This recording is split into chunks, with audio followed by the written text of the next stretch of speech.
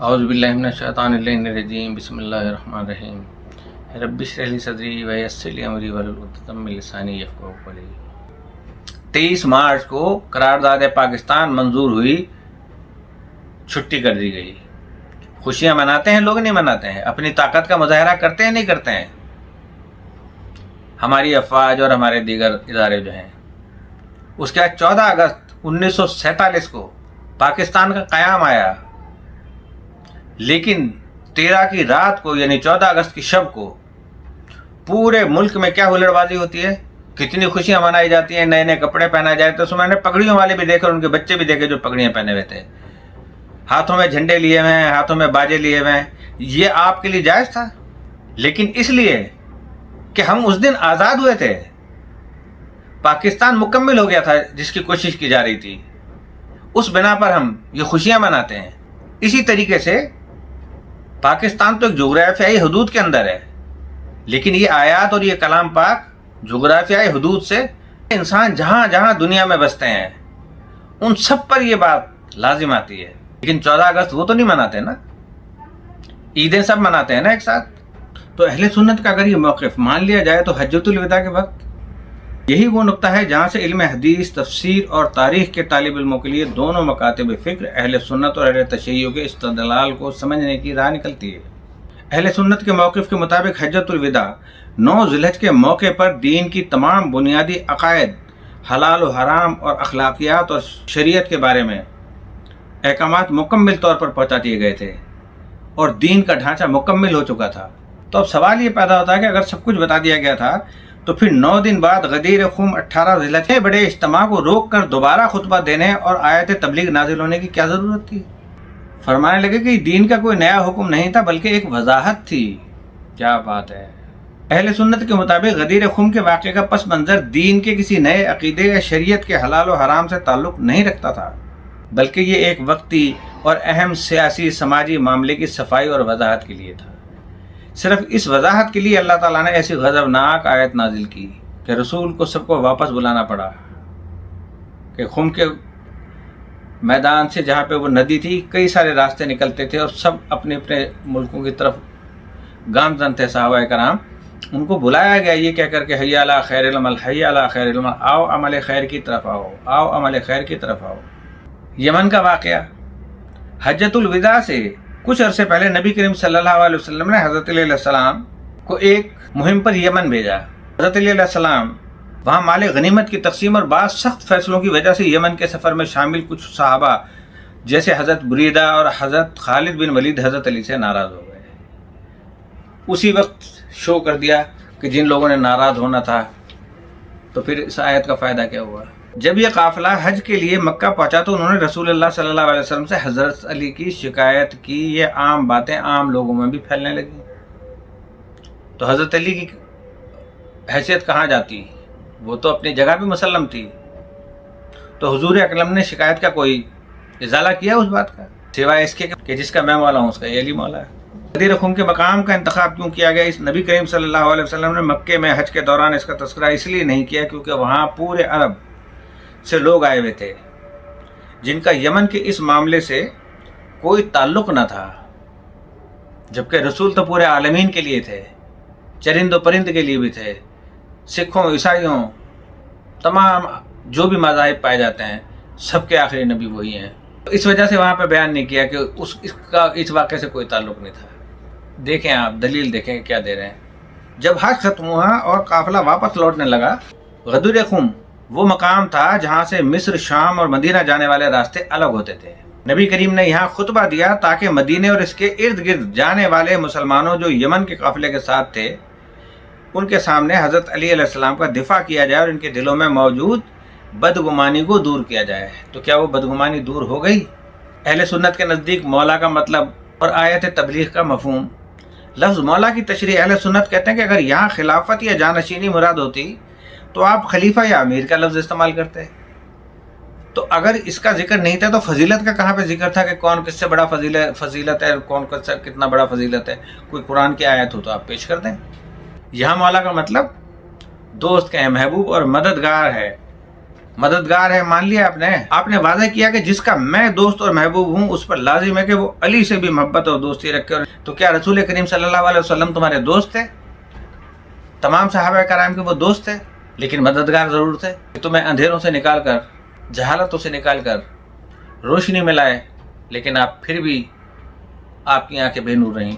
आयत तबलीग का ताल्लुक अहले सुन्नत के मुफस्सिरीन जैसे इमाम राजी, इमाम इब्न कसीर के मुताबिक सूरतुल माइदा की आयत नंबर 67 गदीर के मौके पर नाजिल नहीं हुई थी, एक नया शोशा, बल्कि ये उससे पहले मदीने में नाजिल हो चुकी थी, जिसका मकसद आम तौर पर नबी को यह हौसला देना था कि आप तबलीग दीन का काम जारी रखें, अल्लाह आपकी हिफाजत करेगा। क्योंकि जो जो वहाँ मौजूद थे वो उस वक्त तक मुसलमान नहीं हुए थे और उनसे नबी को ख़तरा था, तो अल्लाह ताला ने यह आयत नाजिल की। खुलासा कलाम शिया नुक्ता नज़र यह है कि हज्जतुल विदा में दीन का सबसे अहम रुकन इमामत और विलायत बाकी था, जिसके बगैर दीन नामुकम्मिल था, इसलिए गदीर में इसका ऐलान हुआ। सुन्नी नुक्ता नज़र यह है कि दीन हज्जतुल विदा में मुकम्मिल हो चुका था, लेकिन गदीर का मौका हज़रत अली की फजीलत को जाहिर करने और इनके खिलाफ उठने वाले गिले शिकवों को ख़त्म करने के लिए पेश आया था, ताकि उम्मत इनकी मोहब्बत पर इकट्ठी रहे। क्योंकि मोहब्बत लाजिम थी, और यहाँ फजीलत का जिक्र भी कर दिया कि उनकी फजीलत जाहिर करना थी। लेकिन आज अफजल तरीन कौन है? चौथे नंबर पर अफजल हैं। ये वो इल्मी और तारीखी फ़र्क है कि जो दोनों मकातब फ़िक्र के इस्तदलाल को वाज़े करता है। ये दीन का कोई नया हुक्म नहीं था, तो इससे पहले फिर ऐसी आयत क्यों नहीं नाज़िल हुई? मैंने उनसे पूछा, फरमाने लगे आपने बिल्कुल नुक्ता रस बात पूछी है। अगर अहले सुन्नत का ये मौक़िफ़ तस्लीम किया जाए कि गदीर खुम में कोई बिल्कुल नया हुक्म जैसे इमामत बिला फसल का अक़ीदा नाजिल नहीं हो रहा था, बल्कि मुसलमानों को हज़रत अली की मोहब्बत और अताअत की ताकीद की जा रही थी, तो सवाल पैदा ये होता है कि इससे पहले भी कुरान में ऐसी आयत आई थी जो इस नौइयत का हुक्म देती हों? कहने लगे जी हाँ, गदीर खुम के वाक़े से पहले कुरान मजीद की मुतअद्दिद आयत नाजिल हो चुकी थी, जिनमें मुसलमानों को अल्लाह रसूल सल्लल्लाहु अलैहि वसल्लम और अहले ईमान खुसूसन हज़रत अली की विलायत, मोहब्बत और इनकी पैरवी का हुक्म दिया गया था। पहले भी दे चुके थे। ऐसी ही चंद अहम और मशहूर आयत हुक्मिया बयान करते हैं। आयत विलायत सूरतुल माइदा आयत नंबर 55, ये आयत गदीर खुम के वाक़े से पहले नाजिल हो चुकी थी, जिसमें लफ्ज़ वली के साथ हुक्म दिया गया है, अगर यहाँ पे वली नहीं था। इन्नमा वलियकुमुल्लाहु व रसूलुहु वल्लज़ीना आमनुल्लज़ीना यक़ीमूनस्सलाता व युतूनज़्ज़काता व हुम राकिऊन। तुम्हारे वली, मददगार, सरपरस्त तो सिर्फ अल्लाह और उसका रसूल और वो अहले ईमान है कि जो नमाज कायम करते हैं और हालत रुकू में ज़कात अदा करते हैं। शान नुज़ूल शिया और सुन्नी दोनों मकातिब फ़िक्र के मुफस्सिरीन जैसे इमाम तबरी, इमाम ज़मख़शरी और काजी अज़दुद्दीन एजी ने रिवायत किया कि यह आयत उस वक्त नाजिल हुई जब हज़रत अली अलैहिस्सलाम ने मस्जिद नबी में नमाज के दौरान हालत रुकू में एक साइल को अपनी अंगूठी सदक़े में दी थी। इस पर भी एतराज़ है कि वो नमाज तो ऐसे पढ़ा करते थे कि उन्हें दुनिया का होश नहीं रहता, तो हज़रत अली ने ये आवाज़ सुन कैसे ली? इस पर इंशाअल्लाह प्रोग्राम बाद में करूँगा। पहले सुन्नत के मुताबिक चूँकि यहाँ पहले से वली का लफ्ज़ आ चुका था, इसीलिए गदीर में रसूलुल्लाह सल्लल्लाहु अलैहि वसल्लम ने इस कुरानी तसव्वुर की तशरीह करते हुए फरमाया कि जिसका मैं मौला वली हूँ उसका अली मौला। आयत अता सूरह निसा आयत नंबर 59। इस आयत में मुसलमानों को हाकिमियत और अताअत का मुस्तकिल ज़ाब्ता दिया गया। या अय्युहल्लज़ीना आमनू अतिउल्लाह व अतिउर रसूल व उलुल अम्र मिनकुम। ए ईमान वालो, अल्लाह की अताअत करो, रसूल की अताअत करो, और उनकी जो तुम में से साहिब अम्र हों, उलुल अम्र हैं। तो यजीद उलुल अम्र बना दिया आपने यजीद को। सुन्नत के नज़दीक उलुल अम्र से मुराद हुक्मरान, चाहे वो बेगैरती से आए, चाहे वो किसी बदकारी की वजह से आए, आपने ना उनको मानना है कि अल्लाह ने उनको उलुल अम्र मुकर्रर कर दिया है। लेकिन हज़रत अली को मौला कहने में जान जाएगी। आज जितने सरबराहान मुमलिकत बैठे हुए हैं, या जो उस वक्त थे उमैया दौर के अंदर, सारे उलुल अम्र थे।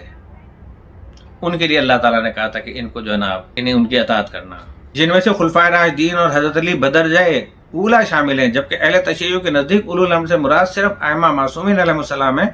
गदीर से पहले उम्मत को ये वाज़ेह हुक्म दिया जा चुका था कि रसूल की अताअत फ़र्ज़ है। आया मवद्दत सूरह शूरा आयत नंबर 23। इस आयत में रसूलुल्लाह सल्लल्लाहु अलैहि वसल्लम के करीबी रिश्तेदारों अहले बैत से मोहब्बत के ईमान को लाज़मी हिस्सा करार दिया। कुल ला असअलुकुम अलैहि अजरन इल्लल मवद्दत फिल कुर्बा। ए हबीब, फरमा दीजिए कि मैं इस तबलीग दीन पर तुमसे कोई उजरत नहीं मांगता, लेकिन वहाँ जो तबलीग की थी बल्लिग मा उनज़िला इलैका, वहाँ पे قصے کو بالکل اسٹاپ کر کے اللہ کے حکم سے رسول اللہ نے بتا دیا تھا کہ ان کی اطاعت، ان کی محبت، ان کی ولایت کے بعد اب کوئی چیز ایسی نہیں رہے گی کہ جو بتانے کے قابل ہو، اور وہ تم پر قیامت تک لازم رہے گی۔ اسی لیے فرمایا کہ ہر انسان قیامت کے دن اپنے امام کے ساتھ جلوہ گر ہوگا۔ اب اہل سنت کا استدلال اس کے اندر ہے کہ اہل سنت کے علماء جیسے ابن تیمیہ یا شاہ ولی اللہ، پتہ نہیں کتنی صدیوں بعد کے لوگ، کہتے ہیں کہ قرآن میں اللہ اور رسول سے محبت اور ان کی وفاداری کا حکم پہلے سے موجود تھا، صحابہ کرام کو حضرت علی کے اعلیٰ مقام کا علم تھا، لیکن چونکہ یمن کے سفر کے بعد کچھ لوگوں کے دلوں میں کدورت یا شکایات پیدا ہو گئی تھی، پوری دنیا ان کی آج تک مخالف ہے، چوتھی خلافت کے بعد اور حضرت علی کی خلافت کے دوران ہی یہ سب و شتم کیا تھا، ممبروں سے گالیاں کیوں دی جاتی تھیں، اور کتنے صدیوں تک چلی ہیں وہ کہ جو حضرت عمر بن عبدالعزیز جنہیں عمر ثانی کہا جاتا ہے، انہوں نے وہ چیز ختم کروائی۔ تو یہ حدیث ان پہ واضح نہیں تھی، یمنیوں کے لیے تھی صرف، جو کہ مخالفین کے پروپیگنڈا کی وجہ سے بڑھ سکتی تھیں۔ تو حضور بچانا چاہ رہے تھے حضرت علی کو، جو انہوں نے ہر جنگ میں جو ہے وہ بڑے بڑے کفار کو قتل کیا۔ اسی لیے غدیر خم کے میدان میں رسول اللہ نے کسی نئے دین یا نئی شریعت کا اعلان نہیں کیا۔ نئی شریعت کا اعلان کیسے کر سکتے تھے کہ وہ شریعت کے آخری رسول تھے، اور شریعت محمدی نے قیامت تک چلنا ہے جب تک امام کا ظہور نہ ہو جائے، بلکہ پہلے سے موجود قرآنی آیات اور قرآنی احکامات محبت علی اور اطاعت رسول کی روشنی میں اس وقتی فتنوں کا سدباب فرمایا۔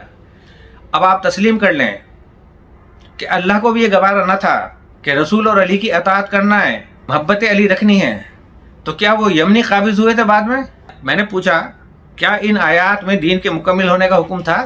جی نہیں، ان آیات ولایت، آیات اطاعت اور آیات مودت میں دین کے مکمل ہونے کا کوئی حکم یا ذکر نہیں تھا۔ پریپیئر کر رہے تھے رسول کریم صلی اللہ علیہ وسلم۔ ان آیات کا مقصد مسلمانوں کو دین کے اہم ستونوں جیسے اطاعت خدا اور رسول، اہل بیت سے محبت اور حضرت علی کی فضیلت سے روشناس کروانا تھا، نہ کہ دین کی تکمیل کا اعلان کرنا۔ حضرت علی کی فضیلت کو بار بار دہرانا مقصود تھا۔ دین کی تکمیل کا واضح اور حتمی حکم صرف اور صرف سورہ مائدہ کی آیت نمبر 3 میں آیا ہے کہ جہاں اللہ تعالیٰ نے فرمایا کہ آج کے بعد میں نے تمہارا دین مکمل کر دیا۔ تب یہ فرمایا تھا انی تارکم فیکم الثقلین کتاب اللہ و اطرتی، کہ میں تم میں دو گراں قدر چیزیں چھوڑے جا رہا ہوں، ایک اللہ کی کتاب اور دوسرا میری اہل بیت، میری اطرت، اور یہ دونوں قیامت تک ساتھ رہیں گے جب تک کہ مجھے حوض کوثر پہ ملیں۔ یہ اس سنت کو لے کے آ گئے۔ آپ کو اندازہ نہیں ہوا کہ ان کی ولایت پر ہی دین مکمل ہونا تھا، لیکن آپ نے تو عمل ہی نہیں کیا ان کے وصال کے بعد۔ اس نقطے پر دونوں مکاتب فکر اہل سنت اہل تشیع کا استدلال یوں الگ ہو جاتا ہے۔ ہم علی کو اس لیے نہیں چاہتے کہ علی ہمارے کوئی عزیز رشتہ دار لگتے ہیں، ہم علی کو اس لیے علی مانتے ہیں کہ نبی کریم صلی اللہ علیہ وسلم نے ہمیں ان کو ماننے کا، ان کی اطاعت کرنے کا حکم دیا ہے۔ لیکن آپ جن کو فضیلت دے رہے ہیں ان کے اوپر، خدا نخواستہ میں برا نہیں کہہ رہا ہوں، لیکن میں اپنے باپ کو یہ کہوں کہ میں اپنے باپ پہ ایمان لایا ہوں، کیوں میرا باپ کوئی نبی ہے؟ کہ میں تو کبھی بھی اس پہ ایمان نہیں لاؤں گا۔ اگر وہ کہے گا تو میں اس کو چھوڑ کے چلا جاؤں گا، باپ کا نام کٹوا دوں گا اپنے نام کے ساتھ۔ تو شیعہ علماء فرماتے ہیں کہ اگرچہ نماز، روزہ، حج اور زکوٰۃ جیسے احکامات پہلے ہی آ چکے تھے اور اوپر ذکر کردہ آیات جسے آیات ولایت بھی نازل ہو چکی تھی، لیکن جب تک امت کے لیے رسول کے بعد ایک رہنما، امام اور خلیفہ کا باقاعدہ اور حتمی اعلان نہیں ہوا، تب تک دین نامکمل تھا۔ کہ اپنے پیچھے کسی کو تو وارث چھوڑ کے جانا تھا دین کا اور علم کا، کہ جو پورے اسلام کو اچھی طرح جانتا ہو، کوئی دعویٰ کرے کہ وہ پوری طرح اسلام کو جانتا ہو، اور وہ اگر نہ بھی مانے اس فضیلت کو، تو حضرت علی کی فضیلت کہاں جائے گی؟ حضرت علی کی فضیلت تو اسی جگہ قائم رہے گی۔ آپ نے اپنے حق کو غصب کیا کہ جو رسول نے منع کیا تھا حجۃ الوداع کے موقع پر کہ کسی کا حق نہ کھانا، لیکن کھا کے بیٹھ گئے۔ جب غدیر خم کے میدان میں رسول اللہ نے مجمع عام کے سامنے حضرت علی علیہ السلام کی ولایت کا باقاعدہ اعلان فرمایا اور ان کے لیے دعا کی، تو اس کے فوراً بعد یہ آیت اکمال نازل ہوئی کہ آج یعنی اس آخری اعلان کے بعد میں نے دین مکمل کر دیا۔ اس کا مطلب یہ کہ ولایت علی کے بغیر دین کا ڈھانچہ ادھورا تھا۔ اب اہل سنت کا استدلال، احکامات کی تکمیل، کہ اہل سنت کے علماء کا موقف یہ ہے کہ دین کی تکمیل کا مطلب شریعت کے حلال و حرام فرائض اور بنیادی عقائد کے احکام کا مکمل ہونا ہے۔ یار آپ لوگ کچھ بھی نہیں جانتے تھے کہ چھوٹی چھوٹی سی باتیں جو کہ رسول کے ساتھ اتنا عرصہ گزارنے کے بعد ان سے آپ نے سنت نہیں سیکھی، ان سے آپ نے احادیث نہیں لی، اور آج کے نئے جو ہے وہ मौलवी पैदा होने के बाद जो 10 सदियों के बाद और 11 सदियों के बाद 12 सदियों के बाद वो पैदा हुए और आपने अपने मसलक को जो है ना उनके नाम से जो है वो मुरतब करना शुरू कर दिया। इनके मुताबिक गदीर से 9 दिन पहले 9 ज़िलहज्जा को अरफात के मैदान में हज्जतुल विदा के दौरान ये आयत नाजिल हुई। चूँकि हज इस्लाम का आखिरी बड़ा रुकन था और इसके अहकामात भी मुसलमानों को सिखा दिए गए थे, इसलिए अल्लाह ने ऐलान फरमा दिया कि अब शरीयत के तमाम बुनियादी अहकाम मुकम्मल हो चुके हैं और इसके बाद हलाल और हराम का कोई नया बड़ा हुक्म नाजिल नहीं हुआ और होना भी नहीं था। इस मौक़िफ़ के मुताबिक गदीर में जो कुछ हुआ वो पहले से मौजूद अहकामात, मोहब्बत व अताअत की याद दहानी थी, न कि दीन का कोई नया हिस्सा। खुलासा यह कि पिछली आयात हुक्मिया में से दीन की तकमील का कोई दावा नहीं था। दीन की तकमील का ऐलान सिर्फ एक ही बार हुआ और वो सूरह माइदा आयत नंबर 3। अब फैसला इस बात पर है कि वो आयत कब नाजिल हुई। अरफात में तो इसका मतलब है कि दीन अहकामात, शरीयत, हज वगैरह से मुकम्मल हुआ और गदीर खुम में तो इसका मतलब है कि दीन इमामत और ऐलान विलायत से मुकम्मल हुआ।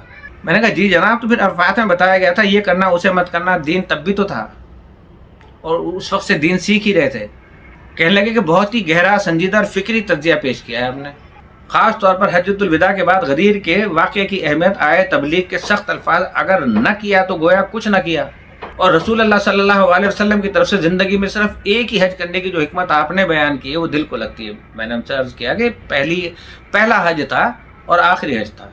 आपके इन गहरे निकात को इल्म तफसीर, तारीख़ और दोनों मकातिब फ़िक्र के उसूलों की रोशनी में समझने के लिए कुछ वजाहतें इंतहाई अहम हैं। या अय्युहर रसूल बल्लिग के अल्फाज और इसकी अहमियत, आपका ये नुक्ता बिल्कुल बजाय कि कुरान मजीद में जहाँ भी या अय्युहर रसूल ए रसूल के अल्फाज आए हैं वहाँ मामला इंतहाई हसास और गैर मामूली होता है।